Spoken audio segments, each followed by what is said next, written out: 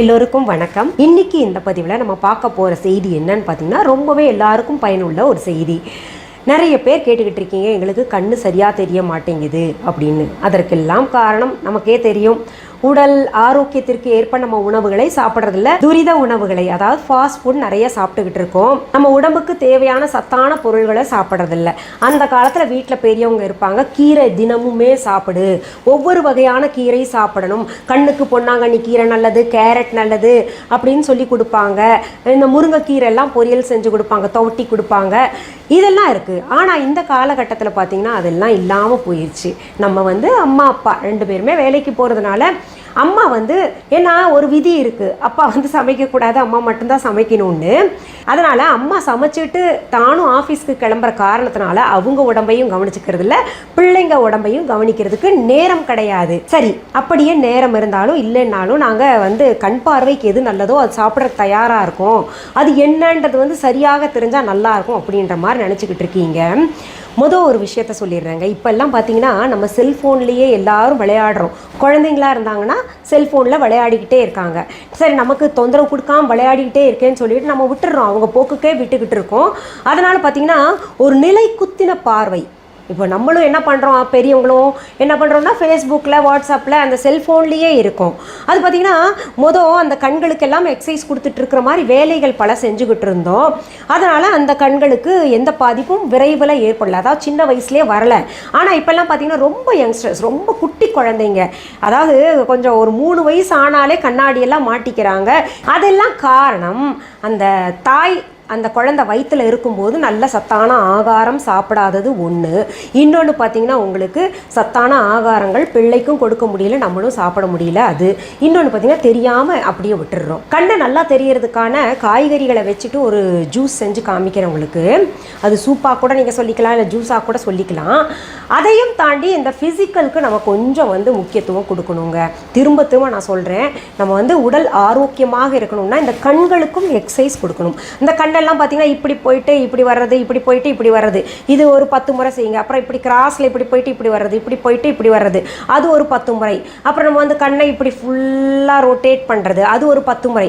அப்புறம் left to right அப்படி rotate பண்ணுறது, right to left, left to right, எது செஞ்சாலும் எந்த எக்ஸசைஸ் பண்ணாலும் right to left, left to right அந்த மாதிரிலாம் பண்ணணும். அது செய்தோமே ஆனால் நல்ல எக்ஸசைஸ் நீங்கள் செஞ்சு பாருங்கள். உங்களுக்கே ஒரு நாளைக்கு காலையில், மதியம், இரவு 3 முறை. நம்ம அதுக்காக மெனக்கெட போகிறது கிடையாது. நம்ம எங்கே உட்காந்துருந்தாலும், வீட்டில் இருந்தாலும் அதை செய்யலாம் சுலபமாக. 10 நிமிஷம் தான் அதுக்கு செலவு பண்ணணும். நம்ம ஆஃபீஸ்க்கு போயிருந்தா கூட நம்ம இருக்கிற இடத்துலையே பார்த்தீங்கன்னா 10 நிமிஷம் சும்மா செஞ்சு பாருங்களேன். நீங்கள் ஒரு மாதிரி நல்லா ஃப்ரீயாக இருக்கிற மாதிரி இருக்கும், தலைவலியும் போன மாதிரி இருக்கும், நல்லா ஸ்ட்ரெஸ் ரிலீஃப் ஆன மாதிரியும் இருக்கும், கண்ணும் நல்லா தெரியும். இது நான் செஞ்சு பார்த்துட்டு தான் உங்களுக்கு சொல்கிறேன். அதனால தான் பரதநாட்டியம் எல்லாம் நம்ம பிள்ளைங்களுக்கு சொல்லி கொடுக்கணும். அதை விட்டுக்கிட்டு இப்போ பார்த்தீங்கன்னா காக்கா வலிப்பு அந்த மாதிரி வெஸ்டர்ன் எல்லாம் சொல்லி கொடுத்துட்ருக்கோம். அது தப்பு. நம்ம பார்த்தீங்கன்னா பரதநாட்டியம் எந்த குழந்தைங்களாவது ஆடணும்னு நினச்சாங்கன்னா பரதநாட்டியத்தில் போடுங்க. அங்கே பார்த்தீங்கன்னா தில்லானா அலாரிப்பெல்லாம் இருக்குது. பொதுவாகவே பரதநாட்டியத்திலேயே நல்ல கண்ணசைவுகள் இருக்கும். அவங்கெல்லாம் பாருங்களேன், பரதத்தில் இருக்கக்கூடியவங்க அந்த நாட்டியம் ஆடக்கூடியவங்க எல்லாம் பார்த்தீங்கன்னா அவங்களுக்கு சீக்கிரத்தில் கண்ணாடி போட மாட்டாங்க. அந்த கண்ணசைவுகள் அப்படியே அலாரிப்பெல்லாம் ஆடணும்னா அந்த அலாரிப்பு இப்படி போயிட்டு கண்ணு இப்படி போயிட்டு இப்படியெல்லாம் வரும். நல்ல சுழற்சி. எப்படி எனக்கு தெரியும்னா நானும் கற்றுருக்கேன், அதனால தான் எனக்கு தெரியும். அந்த பரதநாட்டியம் கற்றுக்கிறவங்களுக்கு அந்த கண் பார்வை கோளாறுகள் வருவதில்லை. காரணம் அதில் நிறைய கண்ணசைவுகள் இருக்குது, நிறைய எக்ஸசைஸ் இருக்குது. சரி, அதை தவிர காய்கறியை வச்சுட்டு ஒரு சூப் செய்து காமிக்கிறேன். அது தொடர்ந்து 48 நாள்கள் நீங்கள் எடுத்துக்கிட்டு வாங்க. கட்டாயம் உங்களுடைய கண் பார்வை நல்லா தெரியுங்க, நல்ல மாற்றத்தை நீங்கள் உணர்வீங்க. நான் கிட்டத்தட்ட பார்த்தீங்கன்னா இது தொடர்ந்து ஒரு 10 நாள் எடுக்க முடிஞ்சது. அதுக்கப்புறம் கச்சேரின்னு சொல்லிட்டு ஒரு பிரேக்கு போயிட்டேன், அதனால் தொடர முடியல. அதுக்கப்புறம் அப்படியே மறந்துட்டேன், விட்டுட்டேன். ஆனால் அந்த 10 நாளும் பார்த்தீங்கன்னா அப்படியே இந்த கண்ணு கூச ஆரம்பிச்சிருச்சு எனக்கு. அவ்வளோ நல்லா அந்த விஷன் நல்ல இம்ப்ரூவ்மெண்ட் எனக்கு தெரிஞ்சனால நானே அது உணர்ந்தேன். இப்போ உங்களுக்கும் செய்து காமிச்சிட்டு இனிமேல் நானும் அது தொடர்ந்து எடுத்துக்க போகிறேன். இது நிறைய பேர் கேட்டுக்கிட்டு இருந்தீங்க, அதனால தான் இதை செய்து காமிக்கிறேன். சரி, அதற்கு தேவையான பொருள்கள் என்னென்னன்றது பார்த்துடலாம். அதுக்கு நம்ம சீமை பொன்னாங்கண்ணி கீரை வேணுங்க. இப்போ உங்களுக்கு காமிக்கிறேன் பாருங்கள். வெள்ளை பொன்னாங்கண்ணி கீரை அரை கட்டு, அதில் பாருங்கள் நல்ல இலைகளை மட்டும் ஆஞ்சு வைக்கணும். சிகப்பு பொன்னாங்கண்ணி கிடச்சா அதை விடாதீங்க, எனக்கு கிடைக்கல, அதனால் பார்த்திங்கன்னா வெள்ளை பொன்னாங்கண்ணி கீரையே வச்சு செய்கிறேன். ஆனால் இதுலேயும் நல்ல சத்து அதுலேயும் இருக்கக்கூடிய மாதிரியே இருக்கும். என்னென்னா இது குடிக்கிறதுக்கு கொஞ்சம் கஷ்டமாக இருக்கும், அது ஈஸியாக குடிச்சிடலாம். அதுக்காக தான் சிகப்பு பொன்னாங்கண்ணியை தேர்ந்தெடுக்கணும். மருத்துவ குணங்கள் பார்த்திங்கன்னா ரெண்டுலேயுமே ஒன்று தான் இருக்குது. அப்புறம் பீட்ரூட் 1 துருவியது, கேரட் 4 துருவியது. இந்த 3 பொருள்கள் தான் தேவை. இதுக்கு உப்பெல்லாம் வேணுமான்றது உங்கள் ஆப்ஷன். நான் உப்பு இல்லாமல் தான் அப்படியே குடிப்பேன். ஒரு இட்லி தட்டு எடுத்துட்டுங்க, அதில் இந்த பொன்னாங்கண்ணி இலைகள் இருக்கு இல்லையா, அதை நல்லா பரப்பி வச்சிருங்க. தண்ணியெல்லாம் சேர்க்க வேண்டாம், தண்ணி தெளிக்கவும் வேண்டாம், அந்த கழுவுன தண்ணியே போதுமானது. அதில் பழுத்த இலைகள் இருந்தால் அதை எடுத்துருங்க. இதை இட்லி பானையில் கொஞ்சம் தண்ணி ஊற்றிட்டு கீழே அதில் இந்த தட்டை வைக்கிறேன். பாருங்க, இட்லி பானையில் கொஞ்சம் தண்ணி ஊற்றிருக்கேன். அதுக்கு மேலே இந்த தட்டை வச்சுக்கிட்டு ஒரு ஆவி எடுத்தால் போதுங்க. ரொம்ப நேரம்லாம் வேக வைக்கணும்னு அவசியம் இல்லை. நான் எல்லாம் அப்படியே பச்சையாகவே இதை அரைச்சி சாப்பிடுவேன். இப்போ நிறைய பேருக்கு அது பிடித்தமானதாக இருக்காது, அதனால தான் இதை வேக வச்சுக்கோங்கன்னு சொல்கிறேன். ரொம்ப வேக வைக்கக்கூடாது. இது இப்போ பாருங்க, ஒரு 3 நிமிஷத்தில் நான் எடுக்கிறேன். போதும், இந்த அளவு வெந்தால் போதும். நல்லா பச்சையாகவே இருக்கட்டும். ரொம்ப வேக வச்சு அதோட நிறத்தை நம்ம மாற்றக்கூடாது, அதில் தான் சத்து இருக்குது. இப்போ அடுப்பை விட்டு நான் இதை இறக்கி ஆற விடுறேன். இப்போ மிக்சி ஜாரில் இந்த கீரை, ஒரு வேக்காடு வேக வச்ச கீரையை போட்டுடலாம். அதிலேயே பீட்ரூட்டும் சேர்த்துக்கலாம், அதிலேயே கேரட்டும் சேர்த்துக்கலாம். இப்போ இதில் 1/4 டம்ளர் போல தண்ணி மட்டும் சேர்க்கலாம். ஏன்னா இதில் இருக்கக்கூடிய சாறு குடிக்கிறதுனால தான் நமக்கு இந்த காய்கறிகள் இயற்கையாக விடக்கூடிய சாறு குடிச்சாதான் நமக்கு நல்லது ரொம்ப. அதனால சும்மா 1/4 டம்ளர் நமக்கு மிக்சி ஜாரில் அந்த பிளேடு அரைக்கணும் இல்லையா, அதுக்காக சேர்க்கலாம். இப்போ நான் அரைச்சதை பாருங்க. ஒரு சிலருடைய மிக்சி ஜார் பார்த்தீங்கன்னா சீக்கிரத்தில் அரைபடாது, கொஞ்சம் தண்ணி கூட ஊற்றினாதான் அரைபடும். அதனால நீங்கள் கிட்டத்தட்ட 1/4 டம்ளர்ல இருந்து 1 டம்ளருக்குள்ளர தான் தண்ணி ஊற்றணும், அதுக்கு மேலே ஊற்றாதீங்க. ரொம்ப தண்ணியாக போச்சுன்னா நல்லாவும் இருக்காது குடிக்கிறதுக்கு. அதுக்கு அடுத்தது நீங்கள் ஒரு சுத்தமான துணி வச்சுக்கோங்க, மல்மல் துணி, வெள்ளை கலரில் வச்சுக்கோங்க. அது இந்த 48 நாளுக்குமே அந்த துணியை ஜூஸ் புளி இருக்கு, இந்த ஜூஸை புளிஞ்சு குடிக்கிறதுக்குன்னே வச்சுக்கோங்க. எங்கள் வீட்டில் இந்த ஜூஸ் புளி இருக்குன்னே தனியாக ஒரு துணி வச்சுருக்கோம். அதில் இந்த விழுதை போட்டுக்கிறேன், அரைச்ச விழுதை போட்டுக்கணும்.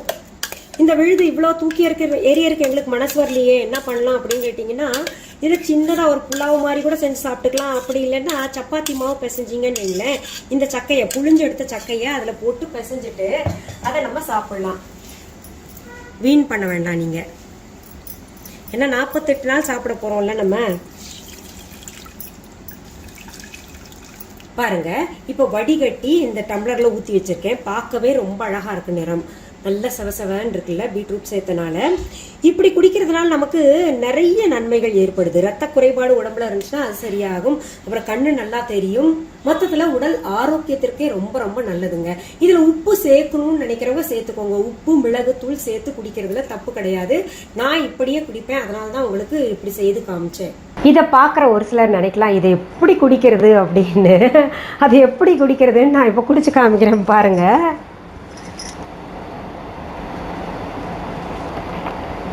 நம்ம சாதாரணமாக ஒரு ஜூஸ் குடித்தோன்னா எப்படி இருக்கும், கிரேப் ஜூஸ் எல்லாம், அது போல் நல்லா சுவையாக தான் இருக்குங்க.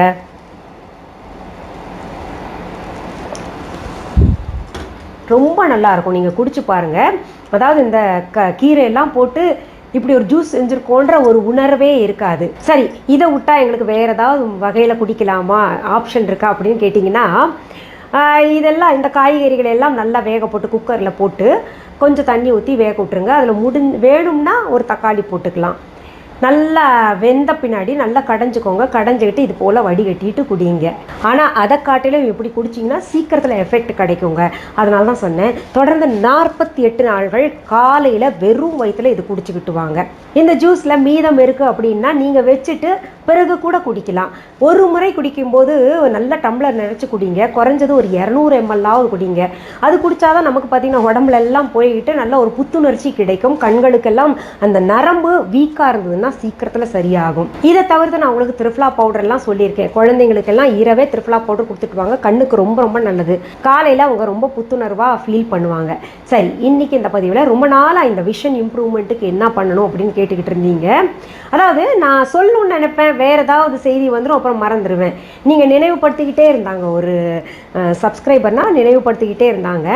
அதனால் மறக்காமல் இது என்னால் சொல்ல முடிஞ்சுது. சரி, மீண்டும் அடுத்த பதிவில் வேறு ஒரு நல்ல தலைப்போடு உங்களெல்லாம் சீக்கிரத்தில் சந்திக்கிறேன். அது வரைக்கும் நன்றி, வணக்கம்.